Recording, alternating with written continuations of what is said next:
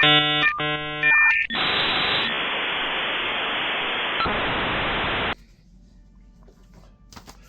guys know how much I absolutely love Halo. Even now, even with this, they've they mess with the lore a little bit of Halo. I still consider Halo, Warhammer 40k, and Dune like the three best fictional universes on planet Earth. This is during the sweet spot though. Like Halo Uprising comes out during Halo 2. So we don't know a lot about like all the backstory, the Covenant, history of the Covenant, the Forerunners, like all of that stuff. The games progressed and it got a little bit more complicated.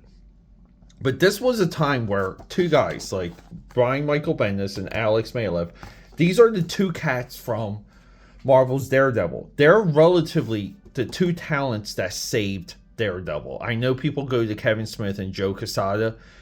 Brian Michael Bendis he's the real Daredevil contributor. He's also the guy, and this is where like when you read comics, you realize this stuff. Brian Michael Bendis is the one that destroyed the alter ego era of American superhero comic book storytelling.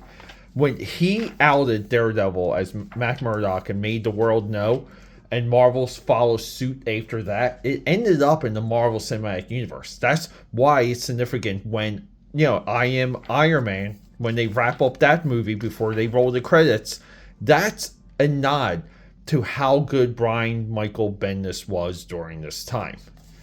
This is one of the best 4-issue miniseries I've ever read. It blew my mind. We have to go. Let's go. And we got a pickle here, aka Powders. I want to get right into it, but before I do, guys, thank you for your support. Subscribe, support, leave a comment. It's go time. There's so many more views on this channel, and so many of you are not subscribing. You're not. Give me the like. You gotta hit that bell. Give me a comment. Just spell Halo in the comment, or spell it backwards. OLAH. Right? Whatever. Guys, I love Halo. I was there when it came out. It wasn't until I played it at a friend's house, my former boss's house actually, and I think the game was out for like a year or two at that time, and I got immediately like hooked. It's one of the few times where I played something and it was like I have to like own this. I have to kind of like we have to go all in. And ever since then, Halo's been one of the few games I play on a regular basis. Now, I've been off of Xbox Live since I think October, just because even last year I was playing it way too much. My Spartan level is 149. That's one, like I think the highest is 150 or 152. So, and it's like the top percentile. But that's the playing part of it. And, like it's not the competition part, but there's two separate types of rankings. But anyway, guys, this is the sweet spot of Halo. We have Brian Michael Bendis. We have Alex Maleev. This is such a good book. Halo Uprising, Marvel Comics, Marvel, Bungie, and Halo, and Microsoft. They had a nice baby. And I'm reading this, and I'm thinking, okay, we got 6 issues to read. And a lot of times when I'm reading comics and I'm figuring out a way to bring them to you, I start kind of mapping out how the video is going to go and all of these things, right? But then, we get somewhere on issue 3, and I'm like, we don't have much more to go here. So I checked the back, and it's actually a 4-issue miniseries as well as the Marvel Spotlight Halo. But the Spotlight Halo was just a more of a supplemental magazine to hype up Halo Uprising. A little bit of a wizard magazine that Marvel published for itself to promote Halo. This is one of the most surprising reads I've ever had. This might be one, like, it's hard for me to say because I wanted to do a longer form study. So far, this is one of the best 4-issue miniseries I've ever read. Now, we can go through this you and me, we can hit that drawing table because it's right there. We can go through this, and I can spoil all of it for you, or I can show you why you should read it and why you can purchase something very cheap that's beyond good. I'd rather do that. So, guys, Halo Uprising, let's hit that drawing table. I love you. Rock and roll. So this is why I hate the omnibuy stuff, my AKAPADers. I kind of hate dust jackets too, because I just want this. But guys, look, do we need some lights? Look at that spot UV printing. That's what this is. This is spot UV printing. It is super, super nice. Very, very well done. It's hard. It doesn't come off. This looks black, but this is like a very deep army green. This is like the color of the Master Chief. Really nice stuff. So I know, with the intro, because we kind of do 2 intros now. The story begins with this dude getting tortured, and it is brutal and it is bloody. It is attention getting. They have a weird looking knife. The knife also gets, let me just show you towards the end, the knife gets redrawn. And, it's not all of Alex's craftsmanship or draftsmanship. I do like that shine, though, right? Isn't that cool, that little sparkle? I think the knife needs a little bit, some work. But they're torturing this guy. And he basically tells them there's a key. There's this key in Cleveland. So the Covenant rushed to Cleveland. As the story begins, we have a lovable loser. He's a hotel concierge. The Covenant attacks. He runs into a music star.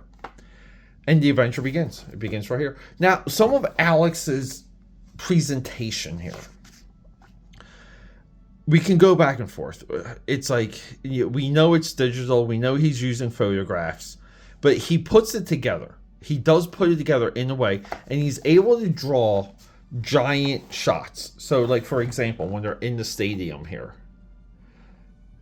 right? Like, he's able to really illustrate these giant environments. His technique, his production technique, his way to deliver the page is of note. Even here, like, see, we have one of these grunts here. See, like, this is the same image, and then they blow it up a little, then they blow up a little bit more. This is a technique they used in Daredevil. They're doing it here. It doesn't matter. Just give us the story and make it look good. It doesn't look amazing because we get shots like this, but then we get, like, some of the grunts are really nice looking. And even Master Chief here looks decent. Let me just say this. This is cheap. This is affordable. You can go to Amazon right now and get yourself Halo Uprising Marvel Comics. 4 issues right there. This is affordable. But if you're not savvy and you start surfing on Amazon, there's like $100, we have the omnibuys and all of these things. This is why I don't like the omnibuys.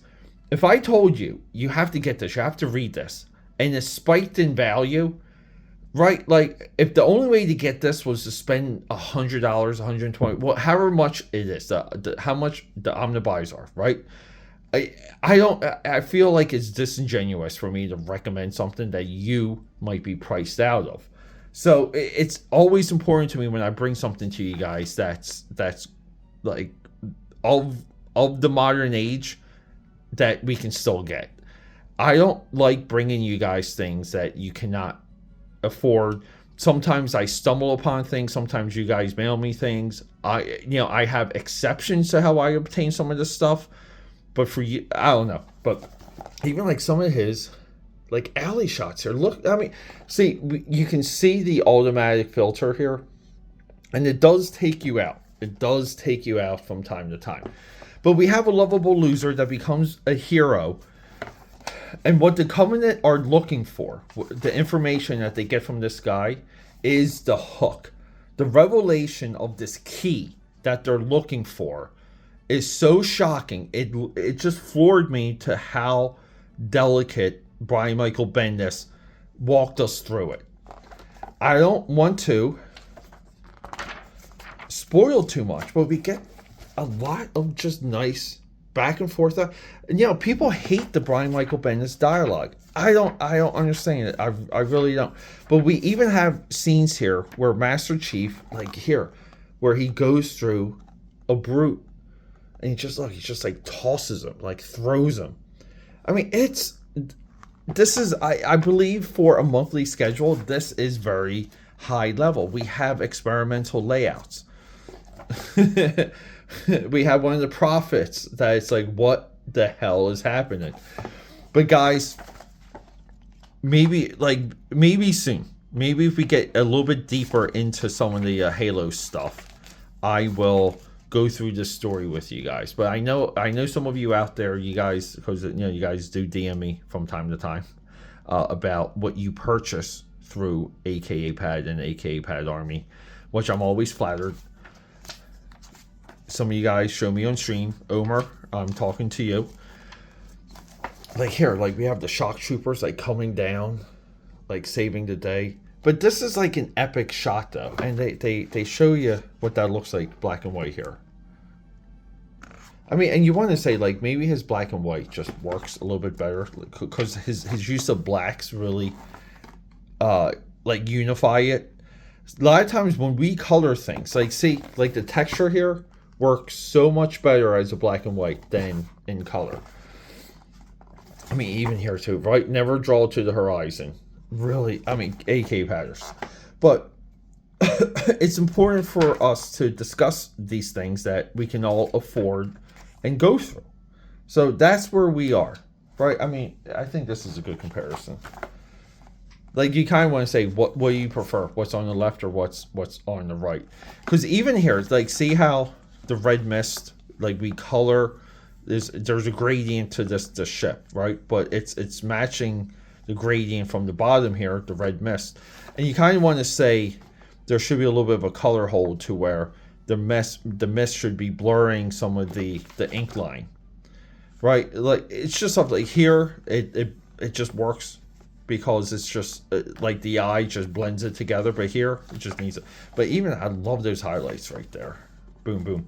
I don't know, AK powders. Get this book. I say you get this book. I'm going to continue my deep dive into all things Halo because we've done some Halo recently, and I'm enjoying it. I'm going to get more Halo. We're going to talk about more Halo, and then maybe we'll just cycle back and I'll walk you guys through these 4 issues. But I also want to go down a deeper dive into the better 4-issue runs. And I'm talking even like DC Comics Cyborg. You know, we can stay away from the Claremont, Frank Miller Wolverine. And I really want to say, like, the first 2 issues is, I mean, like, look how he draws the Warhog here, just ripping through. The first 2 issues is very fair to showcase. But then once we get into the 3rd issue, I mean, like, this is nice looking stuff there with the sniper rifle. I forget the name of that gun, but it's I think it's like a Needler sniper. So yeah, and he's just trying to nuke. He's trying to get the Prophet. All right, AK powder, short one today, but hey, we have an army. We can read things together. If you get this, let me know. And I don't know, maybe if enough of us get this and you guys let me know, maybe we'll live stream and we can all have it and we can all go through it.